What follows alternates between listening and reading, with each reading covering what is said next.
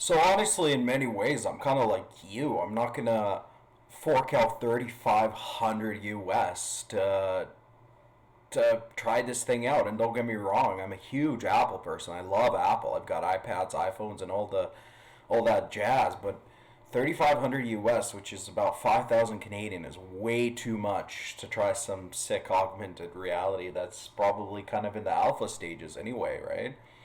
I'm not sure. I understand from what I've been reading and kind of like watching reviews on the internet for the past week or so.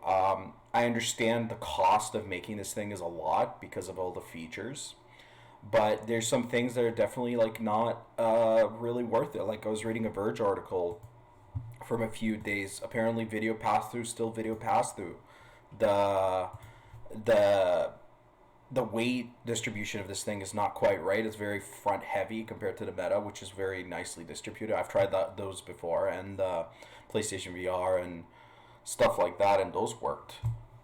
You know, like in terms of comfort on your head, they're nice. But I mean, I obviously can't tell you because I haven't tried a Vision Pro, but this is what I've heard from across the internet.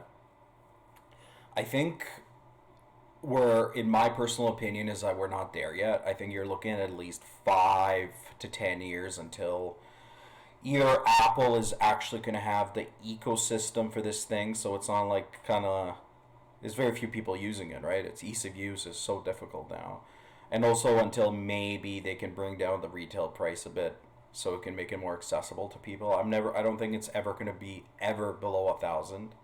It might be go down to 2 grand and then 50.99 in a few years as they try, find ways to make this thing easier. Sorry, I'm just gonna get some Soda Stream here. As they make this thing, yeah, cheaper to make and everything. The thing is, most people are not going to try this thing, right? Who's going to fork out that much money? Most people like you and me who are normal people are not going to fork out this money regardless of how cool this thing is. Don't get me wrong, it's amazing. Like it is really cool. And I really want to try it too. I'm actually jealous I can't try it. But I don't think we're at that stage where we can honestly justify the price. And that's just my 2 cents. I haven't tried it. I hope to try it. I'm gonna find a way, find someone that has one or something without forking out the cash. But yeah, I mean, is it worth it? What do you think? Maybe it is. Maybe it's not. 3,500 is a lot of money. For a lot of people, that's mortgage payments. We have more than a mortgage payment. Some people live on that, right? For a month, it's most. I think the average Canadian or a U.S. person kind of lives on that a month, right? Like even less than that. So, like it is Apple. Apple always loves to gouge for money. And like I said earlier, I'm an Apple guy. Like these are old machines behind me right here that I've had. That's a super old 2008 iMac that I've got Linux Mint running on, and that's a MacBook Air from 2011. I've got Mint running on that as well.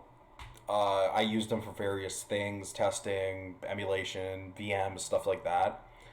But in terms of my other device, yeah, like I'm a big Apple user as well. So I don't know. But even as a crazy Apple fan, is it worth it? I don't know. I had the same feeling about the Apple Watch Ultra, which I have tried and tested, and it's nice, huge facing, right? But